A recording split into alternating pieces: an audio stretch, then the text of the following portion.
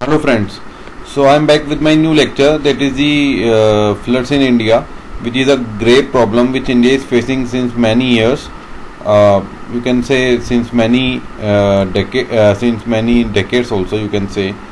But instead of this problem getting reduced, this problem is getting grave and more grave day by day.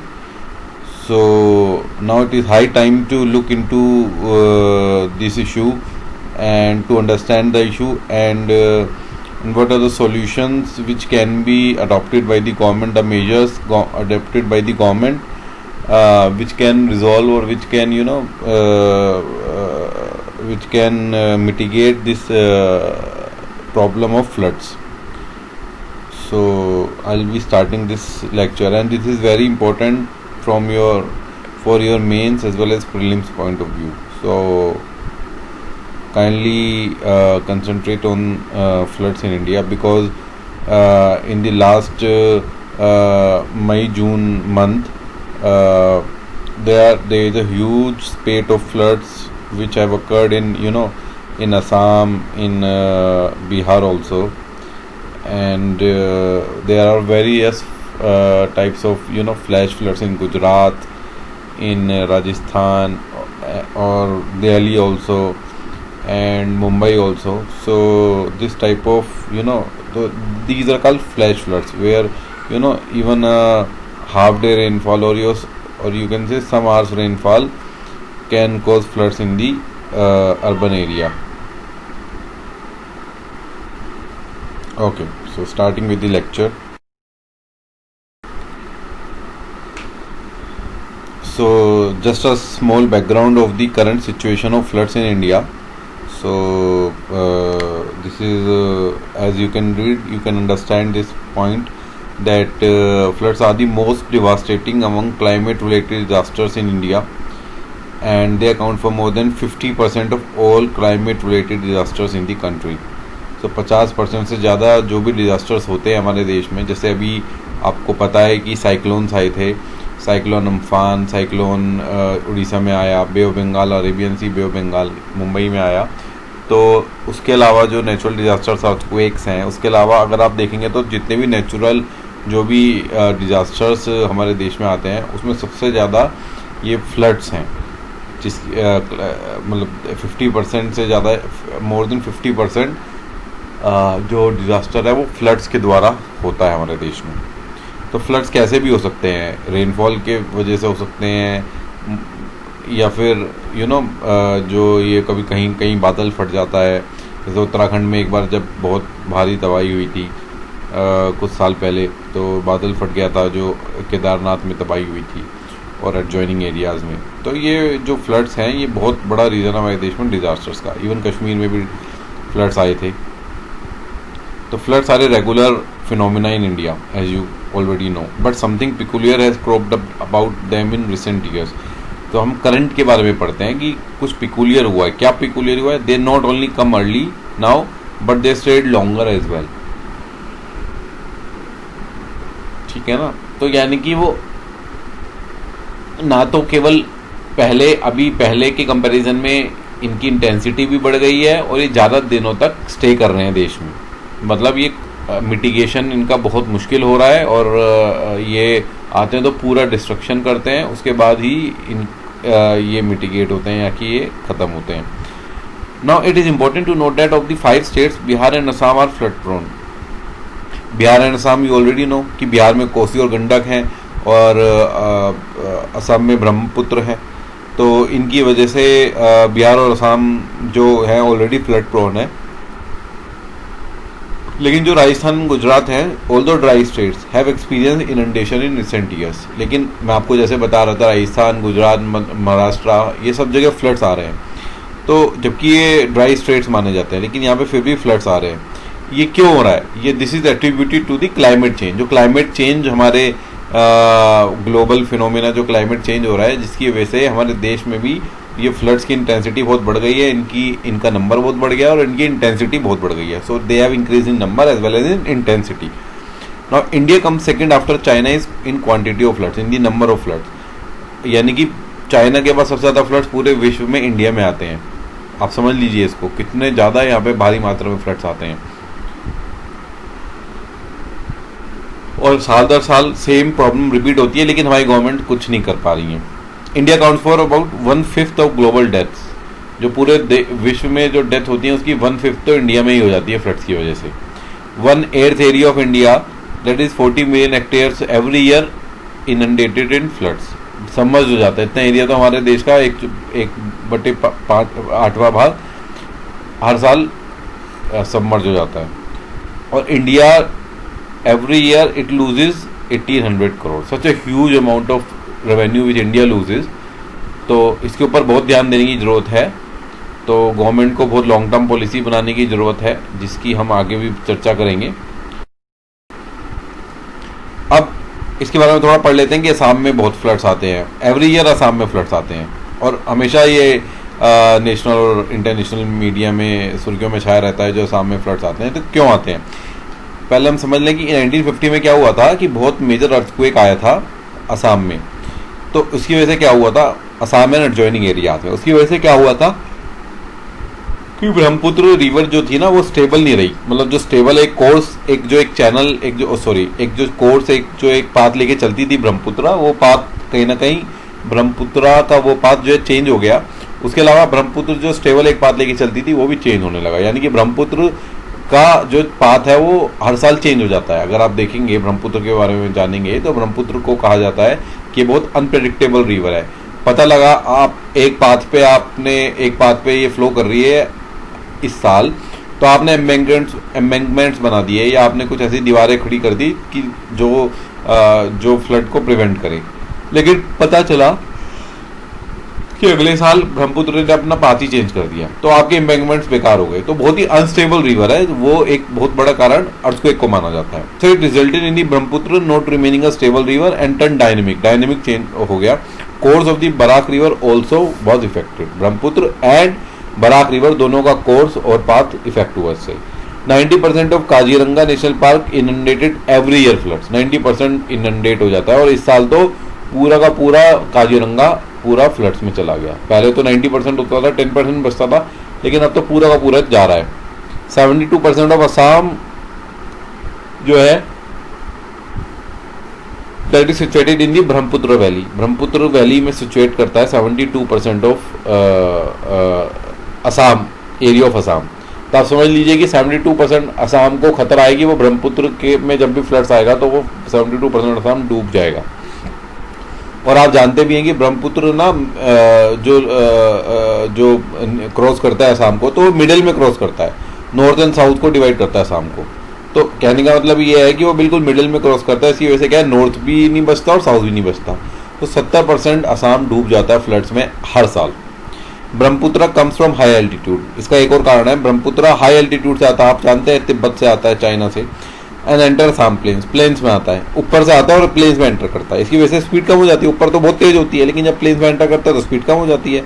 And large amount of silt and sediments is brought with it get deposited in its bed. तो बहुत, क्योंकि वहाँ पे क्या है ना, तिब्बत में वहाँ पे माउंटेन्स है, माउंटेन्स में से बहुत amount of silt and sediments लाता है। तो जब स्पीड कम हो जाती है तो सारा यहीं पे डिपॉजिट होने लगता है, वो फ्लो नहीं हो पाता रिवर के साथ। And catchment area with less to decrease in its heights, जिसकी वजह से क्या होता है, इसकी वजह से क्या होता है, जब सेडिमेंट डिपॉजिट हो जाता है तो उसकी हाइट बढ़ जाती है ब्रह्मपुत्र की, और वो सारे जो तटों को काट के वो फ्लो कर जाती है, वो विलेज में घुस जाती है, अर्बन एरिया में घुस जाती है। वो तटों को काट के जहाँ पे सड़क होती है और उस टाइप का एरिया होता है जो अपने कैचमेंट एरिया के बाहर का एरिया होता है, उसके भी बाहर निकल जाती है। एंड इट्स कैपेसिटी टू, और उसकी कैपेसिटी बढ़ जाती है टू फ्लड दी प्लेन्स, क्योंकि इसकी टोपोग्राफी ही ऐसी है। अब क्योंकि नेचुरल टोपोग्राफी ऐसी है कि ब्रह्मपुत्र को फ्लड कोज करना ही करना है, तो हम उसको प्रिवेंट नहीं कर सकते फ्लड्स को। तो हम क्या कर सकते हैं, फ्लड से जो डिस्ट्रक्शन होता है उसको कम कर सकते हैं, उसको खत्म कर सकते हैं। तो वो कैसे करेंगे वो हम आगे बात करेंगे। ये तो हम आसाम की बात होगी। बिहार में बात करते हैं। गंडक एंड कोसी, आप जानते हैं कि सोर ऑफ द बिहार कोसी को माना जाता है। Every year sudden increase in water discharge in rivers like Gandak, Kosi, Bagmati, Mahananda led to almost entire north Bihar डूबता है, inundated in floods. Those rivers originated from Nepal, and when they enter Bihar plains, leave large amount of sediments in its bed and catchment area, thereby increasing its height and flooding surrounding areas just like Brahmaputra flooding Assam, same reason है उसका भी। जैसे वहाँ पे ब्रह्मपुत्र करती है, यहाँ पे कोसी फ्लड कोज करती है। इसके अलावा गंगा भी आती है पीछे से, गंगा और कोसी जब मिलते हैं तो फ्लड को और बढ़ा देते हैं। अब हम समझते हैं कि रीज़न क्या है इंक्रीज इन फ्लड्स का, मतलब हमारे देश में जो फ्लड्स इंक्रीज होता जा रहा है। जैसे असम में ब्रह्मपुत्र तो पहले भी फ्लो करती थी, अब भी फ्लो कर रही है, बट असम में जो है फ्लड कम होने की बजाय बढ़ता जा रहा है। तो क्या एक कारण है कि फ्लड्स बढ़ते जा रहे हैं? क्लाइमेट चेंजेस, जैसे मैंने आपको बात की, क्लाइमेट चेंज हो रहा है because of ecological imbalance. Climate change की वजह से क्या है ना कि बहुत भारी मात्रा में बारिश हो जाती है, रेन हो जाती है एक साथ। पहले क्या होता था कि रेन थोड़ी थोड़ी गैप में होती थी, तो पानी जो है ना सोक होकर परकोलेट डाउन हो जाता था और ग्राउंड वाटर में चला जाता था और ड्रेन ऑफ हो जाता था। अभी क्या है कि भारी मात्रा में जब रेन होती है एक साथ होती है, मतलब समझ लीजिए जो 2 दिन में रेन होनी है वो पता लगा 4 घंटे में रेन होगी। तो उसकी वजह से क्या है, परकोलेशन डाउन नहीं होता, ड्रेन ऑफ नहीं हो पाता पानी। इसकी वजह से जो पानी है वो पूरा सरफेस पे रह जाता है, प्रेसिपिटेट नहीं हो पाता, नीचे परकोलेट डाउन नहीं हो पाता। इसकी वजह से फ्लड कोज हो जाता है। तो एक क्लाइमेट चेंज बहुत बड़ा कारण है। वाइड स्प्रेड डिफॉरेस्टेशन आप जानते हैं, कैचमेंट एरिया। कैचमेंट एरिया आप जानते हैं कैचमेंट एरिया क्या होता है, मैं आगे एक फिगर में आपको बताऊंगा कैचमेंट एरिया क्या होता है। डिफॉरेस्टेशन अगर आप करेंगे तो ऑब्वियसली रेन, क्योंकि रूट्स होल्ड करती हैं सॉइल को, और जब पानी उस पर से फ्लो करेगा तो पानी को वो करेंगी, उनको एक ऑब्स्टेकल क्रिएट करेंगी पानी के लिए। बट जब डिफॉरेस्टेशन हो जाएगा तो कोई पानी को ऑब्स्टेकल क्रिएट करने के लिए कोई चीज़ ही नहीं रहेगी। Unplanned growth, obviously poor drainage system, drainage system poor है, यानी कि ड्रेन ऑफ नहीं हो पाता water. Encroachment of flood and wet plains to build houses, encroachment कर लेंगे आप फ्लड प्लेन्स को। Permanent destruction of wetlands, wetlands का डिस्ट्रक्शन कर देंगे। वेटलैंड्स आप ऑलरेडी जानते हैं, वेटलैंड्स होती हैं जो कि एडजॉइनिंग एरियाज, जो रिवर के आसपास के जो एरियाज हैं वेटलैंड्स, जहाँ पे बहुत भारी मात्रा में एफॉरेस्टेशन होता है, उसको वेटलैंड्स कहते हैं। उसकी और भी कुछ करेक्टरिस्टिक्स वेटलैंड्स के हैं, वो आप गूगल पे जाके सर्च कर सकते हैं। बट वेटलैंड्स जो है ना एक स्पॉन्ज की तरह एक्ट करते हैं, तो मतलब वो पानी को जो है ना सोक कर लेते हैं और पानी को आगे फ्लो नहीं होने देते, स्पॉन्ज की तरह एक्ट करते हैं वेटलैंड्स। तो वेटलैंड्स को जब खत्म कर देंगे तो स्पॉन्ज खत्म हो जाएगा। हम स्पॉन्ज की आगे बात करेंगे। Dams and embankments built on major rivers and their tributaries, rivers did not flow naturally in their course. तो एक बड़ा कारण डैम को भी माना जा रहा है। एक्चुअली डैम बड़ा कारण नहीं है, डैम और एम्बैंकमेंट्स, उनका एक बहुत बड़ा दिक्कत है उनका मैनेजमेंट। डैम का कंस्ट्रक्शन प्रॉपरली नहीं होता है, उनका मैनेजमेंट नहीं होता है, उनका रिपेयरिंग नहीं होती है डैम्स की, और डैम्स का जो प्रोटोकॉल फॉलो होना चाहिए वो फॉलो नहीं होता है। तो ये एक बहुत बड़ा कारण है कि एम्बैंकमेंट बहुत गंदे मटेरियल से बनता है और एम्बैंकमेंट टूट जाता है बीच बीच में। तो बेसिकली डैम और एम्बैंकमेंट फ़ायदेमंद तो हैं, बट इसका क्योंकि बहुत पुअर मैनेजमेंट है, बहुत पुअर कंस्ट्रक्शन है, इस वजह से हमारे देश में डैम और एम्बैंकमेंट्स की वजह से जो फ़ायदा होना चाहिए वो नहीं होता है, बल्कि प्रॉब्लम घटाने की बजाय डैम्स में क्या है ना, लोग ये जो सरकार है वो पानी छोड़ देती है डैम्स को टूटने से बचाने के लिए। इसकी वजह से जो डाउन स्ट्रीम एरियाज है वो डूब जाते हैं। Due to urbanization, concrete has rapidly replaced permeable soil which cannot absorb excess water. Obviously, illegal construction in low-lying and flood-prone areas also adds to the problem.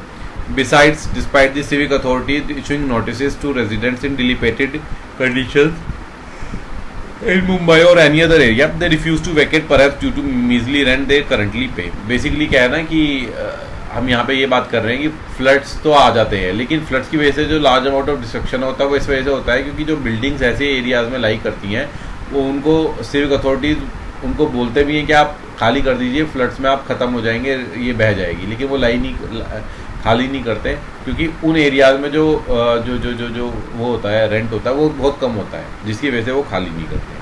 कि मुंबई में आप जानते हैं रेंट बहुत ज़्यादा है, तो वहाँ पे कम से कम रेंट पे उन्हें मिलता है तो वो रह लेते हैं। Apart from it poor waste management, waste management बहुत ख़राब है, जिसकी वजह से ड्रेन चोक हो जाते हैं और वो वाटर फ्लो नहीं हो पाता। By blocking drain, canals and lake, while ill plan road projects are cutting off flood flows.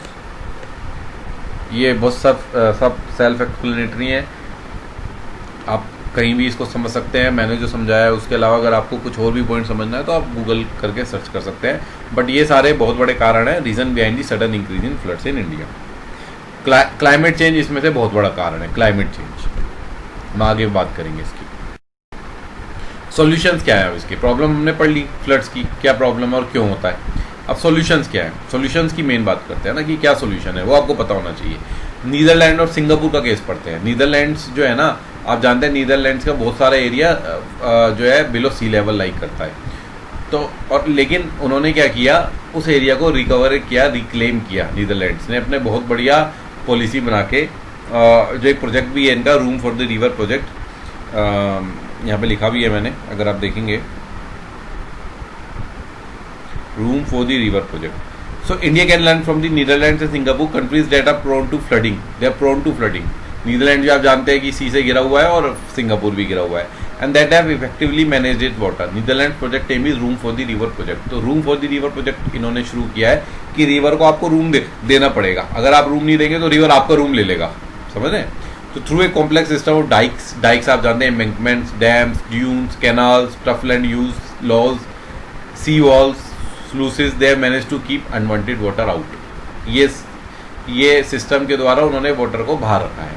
अब क्या किया है इन्होंने, in Netherlands right to be protected from flood is a fundamental right. हमारे पास फंडामेंटल राइट है कि आपको फ्लड से प्रोटेक्शन चाहिए। तो इवन वो जस्टिशिएबल भी है कि अगर आपको नहीं मिलेगा ये राइट तो आप कोर्ट में जाके अपना राइट ले सकते हैं। Moreover the country gives room the river the room to flow and drain, even increasing the depth of flood channels and desilting when needed. तो क्या करते हैं कि डेप्थ बढ़ा देते हैं फ्लड चैनल की। फ्लड चैनल जानते हैं ना, फ्लड चैनल होता है कि जो आपका जो जहाँ पे रिवर फ्लो कर रही है और जहाँ तक फ्लड वो कोज कर सकती है, वो सारे चैनल की डेप्थ बढ़ा देते हैं। अब डेप्थ बढ़ाने से क्या होता है, अगर डेप्थ बढ़ जाती है तो रिवर को ज़्यादा रूम मिल जाता है फ्लो करने के लिए। एंड डीसिल्टिंग, और क्योंकि डीसिल्टिंग उसकी सिल्टिंग हो जाती है तो डीसिल्ट कर दो, यानी कि जो बेड है, जो फ्लड प्लेन है, फ्लड चैनल है और रिवर का बेड है, उसको डीसिल्ट करते हैं वहाँ पे। While such a system is definitely expensive and time consuming, India can benefit from improved systems and technology in place, as it will be better geared to combat flooding, especially eventually saving the lives and homes of thousands। ठीक है ना। तो mainly यहाँ पे क्या करते हैं, मैं आपको बताऊँ नीदरलैंड्स में क्या करते हैं लोग, ये एक तो डीसिल्टिंग करते हैं, वहाँ पे जो फ्लड चैनल है उसकी डीसिल्टिंग करते हैं, डेप्थ बढ़ा देते हैं वहाँ पे। उसके अलावा जो एम्बैंकमेंट वहाँ पे बिल्ड करते हैं ना, वो थोड़ा रूम छोड़ के करते हैं। मतलब ये नहीं कि बिल्कुल रिवर के चारों तरफ चिपका दिए, रूम छोड़ के करते हैं। जो उसका जो रिवर का जो फ्लड प्लेन एरिया है वहाँ से छोड़ के आगे एम्बैंकमेंट्स बिल्ड करते हैं, और जो फ्लड प्लेन एरिया है ना रिवर का, उस एरिया में ये क्या करते हैं, एफोरेस्टेशन कर देते हैं। अब जब क्या होता है ना, जब कभी रिवर का जो है ना वो बढ़ता है, जब जो उसका जो हाइट है वो बढ़ती है और जब वो फ्लड कोज करने वाली स्थिति में आती है, यानी कि जब रिवर में जब पानी बढ़ जाता है तो क्या होता है, जब वो फैलने लग जाती है, फ्लड पेन में आने लग जाती है, तो रिवर क्योंकि एफोरेस्टेशन वहाँ पे कर देते हैं तो उसको वो प्रिवेंट करता है, जो ट्रीज हैं उनको प्रिवेंट करता है कि वो और आगे फ्लो ना कर सके। तो जिसके और आगे एम्बैंकमेंट मिलता है। तो जो ये दो बड़े जो ऑब्स्टेकल है, ऑब्स्ट्रक्चर है, उसकी वजह से रिवर आगे नहीं बढ़ पाती, यानी कि जो होम्स है उसमें एंटर नहीं कर पाती। और एम्बैंकमेंट तक, यानी कि फ्लड प्लेन में, रिवर के बेड पे, रिवर के फ्लड प्लेन में और एम्बैंकमेंट तक कोई भी कंस्ट्रक्शन अलाउ नहीं करते नीदरलैंड्स में। तो ये बहुत सारे ऐसे मेजर्स नीदरलैंड्स ने अडॉप्ट किए हैं जिसकी वजह से वहाँ पे वो फ्लड को प्रिवेंट कर पाए। और सिंगापुर में भी यही इसी टाइप का प्रोजेक्ट फॉलो किया गया है। इसके अलावा और क्या एक सॉल्यूशन हो सकता है, flood control neither in union. Flood control ना तो यूनियन कोई भी लिस्ट में शामिल नहीं किया गया flood control. Flood control in India is complicated and to a large extent and neglected for the simple reason that flood control as a subject is absent from any of the list. Flood control किसी भी list में नहीं है। The only mention of any subject related to flood control is drainage है, water है, embankment है, all of which fall under the state list। तो मैंने बोला ना कि इनमें नहीं है, बट ड्रेनेज है, वाटर, एम्बैंकमेंट स्टेट लिस्ट में है। We can infer from this that owners of flood control largely falls on the state government, while the role of central government is limited to providing assistance in the form of technical support and advisory, policy formulation of flood control measure। यानी कि जो भी flood control करना है वो हमारे देश में स्टेट गवर्नमेंट को ही करना होगा। वो इसलिए करना होगा क्योंकि कोई भी फ्लड कंट्रोल नामक कोई भी सब्जेक्ट किसी भी लिस्ट में नहीं है। वाटर है, वाटर स्टेट लिस्ट में है। तो हम कह रहे हैं कि ये वाटर और flood control it should be mention in concurrent list, ताकि जो सेंट्रल गवर्नमेंट है with the state government hand in hand दे, मतलब वो साथ में मिलके इस इशू को एड्रेस करें, इसको रिजॉल्व करें, इसको मिटिगेट करें। स्पंज सिटी कॉन्सेप्ट, जो मैंने स्पॉन्ज सिटी कॉन्सेप्ट आपको अभी पीछे बताया था, तो स्पॉन्ज सिटी कॉन्सेप्ट की हम बात करते हैं। जो वेटलैंड्स का मैंने कंसेप्ट बताया था, तो wetlands act as a sponge. तो स्पॉन्ज सिटी कॉन्सेप्ट क्या होता है? The landscapes are altered in a way that they turn into natural sponge which can accommodate excess water during floods. ठीक है ना, वो स्पॉन्ज की तरह एक्ट करता है। स्पॉन्ज आप समझते हैं, वो जो होता है ना, जो स्पॉन्ज होता है जो वाटर एब्जॉर्ब कर लेता है, तो उसी तरीके से वाटर एब्जॉर्ब कर लेते हैं, स्पॉन्ज सिटी का कंसेप्ट होता है। अब इसमें क्या होता है? Associated techniques include permeable flood roads. Permeable road मतलब रोड के नीचे पानी चला गया। Rooftop gardens. रूफटॉप गार्डन्स मतलब रूफ के ऊपर आपने गार्डन बनाया हुआ है। रेन वाटर हार्वेस्टिंग, आप जानते हैं rain water harvesting, rain water को कलेक्ट करना, उसको हार्वेस्ट करना, उसको यूटिलाइज करना और उसे परकोलेट डाउन करना, ग्राउंड वाटर बन जाए जिससे ये underground water. Then rain gardens green space ज़्यादा से ज़्यादा बनाना है। Blue space such as ponds and lakes का कंस्ट्रक्शन करना है। Example, it's a new way of thinking about storm water not as a problem but as an opportunity, as a resource to augment our water supply. तो कैसे जो भी storm water है उसको हम वाटर सप्लाई के लिए कैसे यूज़ कर सकते हैं? By catching water at the tops of the building. जो रेन हुआ तो टॉप्स ऑफ बिल्डिंग में कैच करो water and other places, and storing it in soil and tanks for later using the garden when it's dry. आप उसे store करो। Water can be use to keep green spaces watered, provide an जो green spaces है उसको water मिलेगा। Provide an outdoor area for the people who live and work in the building. Outdoor area उनको मिलेगा, लोगों को जो बिल्डिंग में काम करते हैं। इवन गार्डन उनको मिलेगा एंड इवन भी use to grow food etcetera. तो इसके कई सारे लाभ हैं। अगर आप ज़्यादा से ज़्यादा गार्डन ग्रीनरी आपको बढ़ाना पड़ेगा, ज़्यादा से ज़्यादा ग्रीनरी गार्डन्स बढ़ाएंगे तो लेक एंड पॉन्ड का कंस्ट्रक्शन करेंगे तो ऑब्वियसली वाटर आप स्टोर कर सकते हैं और स्टोर करके फिर आप ड्राई सीजन में इसको यूज़ कर सकते हैं। Run off water on the road flow into the green patches called bioswales full of water loving plants. तो बायोस्वेल्स आप समझ लीजिए जो कच्चा एरिया होता है ना रोड के साइड में, वहाँ पे आप ज़्यादा से ज़्यादा जैसे हमारे यहाँ तो मिट्टी होती है। अभी बहुत जगह पे क्या है, अगर आप नीदरलैंड्स में देखोगे, सिंगापुर में देखोगे, इवन इन यूरोप में बहुत स्टेट्स में है, कंट्रीज़ में है कि बायोस्वेल्स का कंस्ट्रक्शन करते हैं। वो क्या करते हैं, रोड साइड में ज़्यादा से ज़्यादा ग्रीनरी वहाँ पे लगाते हैं, जो कि जहाँ पे ग्रीनरी लगाते हैं ताकि वाटर वहाँ पे एब्जॉर्ब हो जाए और उसको ना कनेक्ट करते हैं दी ग्राउंड वाटर तो टू दी ग्राउंड अंडरग्राउंड। तो वहाँ से जब और थोड़ा सा ना उसका जो जो जो जो जो वो है उसका जो स्लोप है वो थोड़ा उसकी तरफ रखते हैं, तो वाटर जो होता है ना रोड से बायोस्वेल्स में जाता है, बायोस्वेल से नीचे चला जाता है। So develop ponds, wetlands, build permeable roads, public spaces and putting into place superior flood warning systems, है ना, flood warning system को आपको place करना होगा। That enables storm water to soak into the ground. Polluted water gets naturally filtered and recharge the aquifers too। जो मैंने यही बोला कि बायोस्वेल्स के थ्रू आप एक तो आप ऊपर स्टोर कर सकते हो अपनी बिल्डिंग में, स्टोर करो और उसको पाइप के थ्रू नीचे ले आओ और बायोस्वेल्स में ले आके छोड़ दो ताकि वो नीचे परकुलेट डाउन हो जाए। ड्रेनेज सिस्टम में आप ले जाके छोड़ सकते हो। आप किसी पॉन्ड के साथ कनेक्ट कर सकते हो, जो कि गवर्नमेंट ने एक पॉन्ड बनाया हो सिटी के अंदर या विलेज के अंदर। तो इस तरीके के काफ़ी सारे मेजर्स आप अडॉप्ट कर सकते हो। इसको ही स्पॉन्ज सिटी कंसेप्ट बोलते हैं। स्पॉन्ज सिटी मतलब जितना पानी एक्स्ट्रा आया वो आपने एब्जॉर्ब कर लिया। तो बेनिफिट्स क्या है स्पॉन्ज सिटी के? एक्वाफर रिचार्ज, एक्वीफर मतलब underground water recharge, detoxification of water, habitat for wild life and birds, natural air conditioner effect, है ना, filtration of water, water storage and use in water crisis period. तो ये सारे benefits हैं sponge city के। इसके अलावा वेटेवर प्लांट्स को आप ग्रो कर सकते हो। उसका क्या बेनिफिट है? It's moisture retention property makes vetiver a natural choice for soil conservation and replenishment of ground water. Actually क्या होता है ना, ये वेटिवर प्लांट्स ना उनकी रूट्स ना पानी को पकड़ लेती हैं और उसको नीचे जाने नहीं देती आगे और सॉइल के थ्रू वो नीचे एब्जॉर्ब हो जाता है।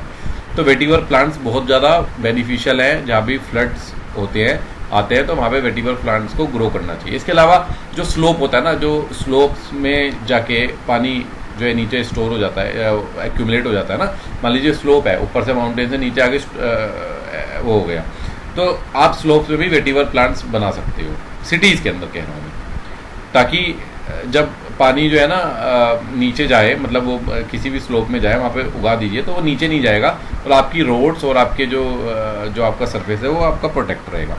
तो vetiver grass soak more water and hold the soil strongly. The combination of the deep root system and thick growth of vetiver will protect the banks of rivers and streams under flood condition.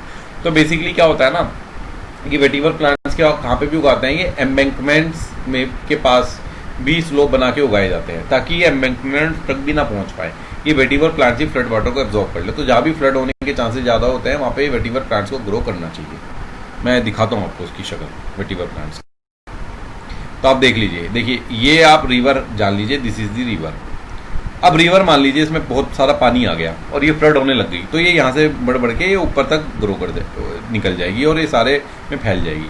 अब यहाँ पे क्या है ना, इन्होंने vetiver plants उगा दिए। अब जब ये बढ़ेगी, जब इसका जो है ना जो लेवल बढ़ेगा रिवर का, पानी बढ़ेगा, तो वेटिवर प्लांट्स क्या करेंगे, इसको एब्जॉर्ब करना शुरू कर देंगे पानी को। तो ये ऊपर जाने नहीं देंगे, फ्लो नहीं करने देंगे। वेटिवर प्लांट्स इन स्लोप्स में ही रिवर को कंट्रोल करने की कोशिश करेंगे। मैं नहीं कहूँगा कि पूरा कंट्रोल हो जाएगा, पर वेटिवर प्लांट्स, ये जो ग्रास होती है एक तरह से, वेटिवर प्लांट्स नहीं होता, ये ग्रास टाइप होती है। सो ये ग्रास अगर आप उगाएंगे, वेटिवर नाम की ये जो ग्रास होती है, तो आपको बहुत फ्लड्स को प्रिवेंट करने में हेल्प मिलेगी, vetiver plants. So this is the vetiver grass जो आप इस स्लोप में देख रहे हैं। उसके अलावा क्या प्रॉब्लम, क्या सॉल्यूशन हो सकता है? Better flood forecasting. Obviously flood forecasting better होनी चाहिए। Information about flood forecast must reach the affected places villages in time.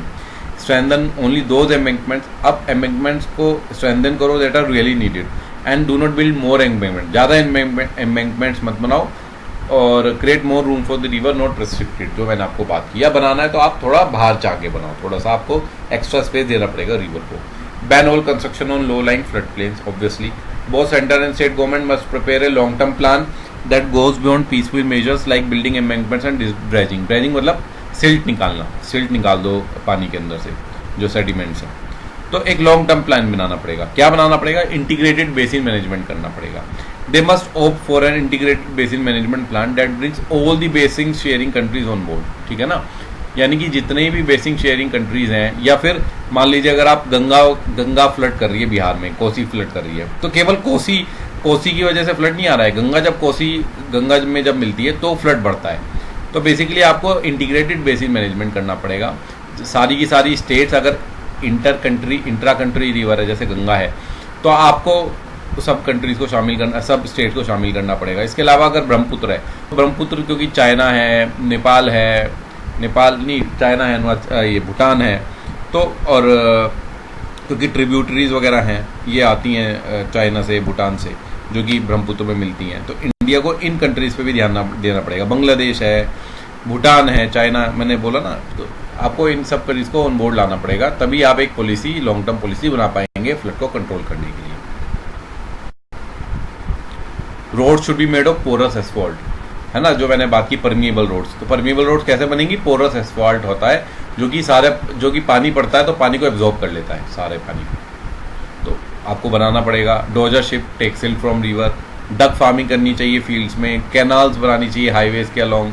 Solar plants बनाएंगे कैनाल्स पे, तो आपको उसका पैसा भी आएगा, यानी कि आप बेच सकते हैं इलेक्ट्रिसिटी को। और कैनाल्स बनाएंगे हाईवेज के अलोंग, तो ऑब्वियसली हाईवेज आपके जो पानी पड़ेगा तो आपकी सड़क भी कम टूटेगी और फ्लड्स भी कम आएंगे। Large reservoirs to be built in villages, जो मैंने बात की थी कि पॉन्ड्स एंड लेक्स बनाने चाहिए। Besides more accurate and decentralised forecast of rain can help in improving preparedness. Weather report should be made available on district level and should be accessible to public. No national policy of floods in India. Dam seepage capacity note match with today's protocol, जो मैंने आपको बात की कि dam today's protocol के हिसाब से govern नहीं किए जा रहे, उनको आपको मैनेजमेंट प्रॉपर करना पड़ेगा। और नेशनल पॉलिसी ऑफ फ्लड्स आपको देश में बनानी पड़ेगी। अब कुछ डायग्राम हम देखते हैं। अब यहाँ पे आप जैसे देखें, सो ये आपके रिवर है, ठीक है ना, यहाँ पे डैम्स बनाए हुए हैं।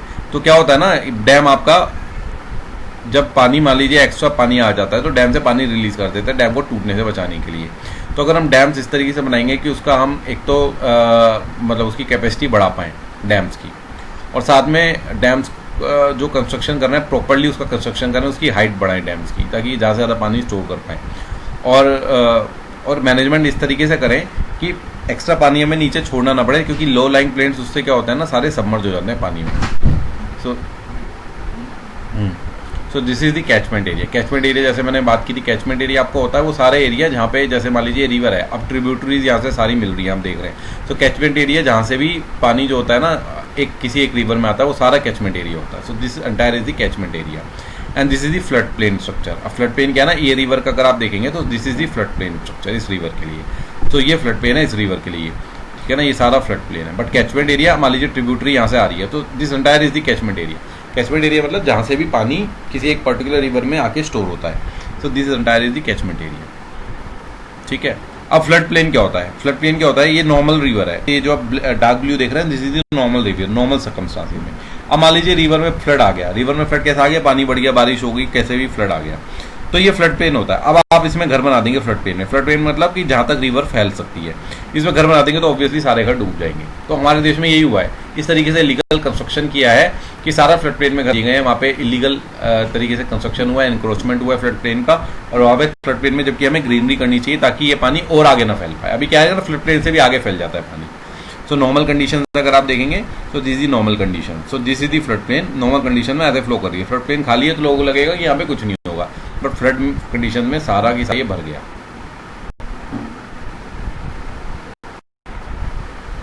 तो मैंने जैसे बात की थी नेशनल पॉलिसी ऑफ फ्लड होनी चाहिए। अब नेशनल पॉलिसी ऑफ फ्लड बनाना चाहिए और उसमें इस टाइप की चीजें इंक्लूड करनी चाहिए, to focus on a river natural environment and its flow and then construct the infrastructure accordingly. आपको रिवर का नेचुरल फ्लो देखना पड़ेगा, उसका फ्लड प्लेन देखना पड़ेगा, उसके बाद कंस्ट्रक्शन करनी पड़ेगी मद्देनजर रखते हुए।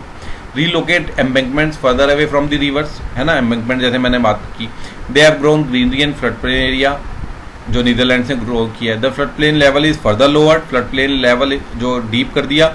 This give the river height to flow, the river bed is deepened by excavation so that the river gets more space to flow. इस टाइप की पॉलिसी के अंदर ये चीजें डालनी चाहिए। All the obstacles in the path of the river should be removed so that river water gets easily discharge into the sea. Special areas were constructed for water storage, reservoir was created. हर village में, हर city में reservoir lake बननी चाहिए where there would be flooding, जहाँ पे भी flooding होती है, और water gate collected there should be in the reservoir. और नहीं भी होती, आप देखिए दिल्ली में थोड़ी सी बारिश होती है, डूब जाती है पूरी दिल्ली पानी के अंदर। तो अगर आप रिजर्वायर बनाएंगे और रिजर्वायर के साथ आप सारे सरफेस ड्रेनेज को कनेक्ट कर दीजिए ताकि जितना भी पानी फ्लो है वो सारा रिजर्वायर में जाके कलेक्ट हो जाए, ताकि ड्राई सीजन में वो पानी यूज कर पाए। इससे क्या है ना, ग्राउंड वाटर भी आपका जो है ना खाली नहीं होगा, जो कि आजकल सिटीज में हो रहा है। चेन्नई में कितना भारी वाटर क्राइसिस हुआ था आप जानते हैं, केरला में पीछे हुआ था। तो आप समझ लीजिए कहीं वाटर क्राइसिस होता है, फिर उसके बाद फ्लड आ जाता है। ये बहुत बड़ी विडंबना है हमारे देश में। So special areas should be constructed in every city, in every village for water storage. Pitches for good agriculture. The policy should pitches for good agricultural practices in catchment area so that the silt does not get deposited again and again. तो silt को वहाँ से हटाना है। वो कैसे हटेंगे कि गुड एग्रीकल्चरल प्रैक्टिसेस आपको फॉलो करनी है। वो कैसे फॉलो करनी है? एग्रीकल्चरल प्रैक्टिस फॉलो करनी है। जैसे फॉर एग्जांपल आपको जो है ना, जैसे मैंने बोला वेटेवर ग्रास आपको उगानी है, जहाँ पे भी पानी इस टाइप का फ्लड प्लेन में आपको ज़्यादा उगानी है। उसके अलावा आपको जो है ना, जो मैंने आपको जो गुड एग्रीकल्चरल प्रैक्टिसेस है लाइक नोजल कल्टीवेशन, है ना, इस टाइप के अलग अलग प्रैक्टिसेस हैं कल्टीवेशन की, वो आपको अडॉप्ट करनी चाहिए। Conservation of wetlands, obviously. Wetlands locally known as beels act as reservoirs and rejuvenating them before monsoon can help in mitigating flood. Wetlands play very significant role as natural reservoirs of water that absorb part of the flood water from the nearby rivers through their connected channels and also from surface runoff. Most of these wetlands are in derelict condition, खराब condition में, mainly due to human induced factors such as encroachment for agriculture और infrastructure development. तो wetlands पे हमें ध्यान देने की जरूरत है। National project for interlinking. Interlinking एक बहुत बड़ा प्रोजेक्ट हमारे देश में चालू हुआ है, स्टार्ट हो चुका है, बट बहुत कम प्रोग्रेस हुई है इसके ऊपर। इसको ज़्यादा से ज़्यादा आगे बढ़ाने की जरूरत है। The much talked about mammoth river linking project is a good and welcome step in this direction. Interlinking of rivers may be one option whereby the excess water from the flood prone eastern India can be diverted to the water scarce region, जो कि हमारा गुजरात है, महाराष्ट्र के areas है, राजस्थान है, बहुत से जो हमारा जो बुंदेलखंड है, तो ऐसे वाटर स्कार्स रीजन्स पे आपको लेके जाना चाहिए पानी। However for that a thorough environmental impact assessment EIA should be there. Hold up water in state where excess rain is there and take it to the water deficit state. The tributaries, now क्या कर सकते हैं? The tributaries which merge with Brahmaputra can be linked with water starving, can be linked with starving Ganga basin, यानी कि ब्रह्मपुत्रा में जो tributaries आ रही हैं उसको लिंक किया जाए गंगा बेसिन के साथ, स्टार्विंग गंगा बेसिन के साथ, and then from Ganga basin they can be taken towards Jharkhand and MP and towards Narmada river, Narmada की तरफ ले जाए, और नर्मदा से फिर ये गुजरात, राजस्थान, सब महाराष्ट्र में लेके जा सकते हैं। तो बेसिकली इस तरीके की रिवर लिंकिंग करें कि ब्रह्मपुत्रा का जो भी एक्सेस वाटर है या कि जो भी फ्लड वाला वाटर ब्रह्मपुत्र में आता है उसको ट्रिब्यूटरीज को के पानी को आप लेके जा सकें, इंटरलिंक कर सकें स्टार्विंग गंगा बेसिन में, और गंगा बेसिन के थ्रू फिर आप ले जाएं। Similarly tributaries which merge with Ganga can be linked with अब क्या है ना, गंगा में भी बहुत सारी ट्रिब्यूटरीज मिलती हैं, और जब कोसी वोसी सब गंडक वंडक मिलती हैं बिहार के अंदर, तो ये फ्लड बना देती हैं। तो ये भी आपको नर्मदा से मिला देनी चाहिए। यानी कि आपको क्या है ना, बिहार के अंदर जब फ्लड आता है तो क्या होता है, जो गंगा, अगर आप उत्तर प्रदेश से ही गंगा को डाइवर्ट कर देंगे कुछ पानी उसका एमपी की तरफ, तो गंगा में जो पानी आता है आगे बिहार में वो कम आएगा। The river from Allahabad can be then taken towards MP and then can be taken toward Narmada river. This will prevent the extra water from reaching Bihar. Bihar में एक्स्ट्रा वाटर आप बचाए, ताकि गंगा का जो पानी अभी सारा का सारा बिहार में चला जाता है और उसमें ट्रिब्यूटरीज मिल जाती है तो फ्लड आ जाता है। तो आपको इस तरीके से इंटरलिंकिंग करनी चाहिए कि जो भी वाटर एक्सेस जहाँ पे भी है उस एरिया से वाटर डेफिसिट एरिया में पानी को पहुँचाया जाए, और उस एरिया से फिर फाइनली डिस्ट्रीब्यूट किया जाए 50 जगह और जहाँ पे वाटर डेफिसिट है। तो नेशनल प्रोजेक्ट फॉर इंटरलिंकिंग, इसके ऊपर हम डिटेल में किसी और लेक्चर में बात करेंगे, बट ये 2-3 पॉइंट्स इंपॉर्टेंट है आपको जानने के लिए कि national project for interlinking of reverse जो हमारे देश में स्टार्ट भी हो चुका है, बट इसको बहुत प्रोग्रेस इसमें नहीं हुई है। इसके ऊपर सरकार को काम करने की ज़रूरत है।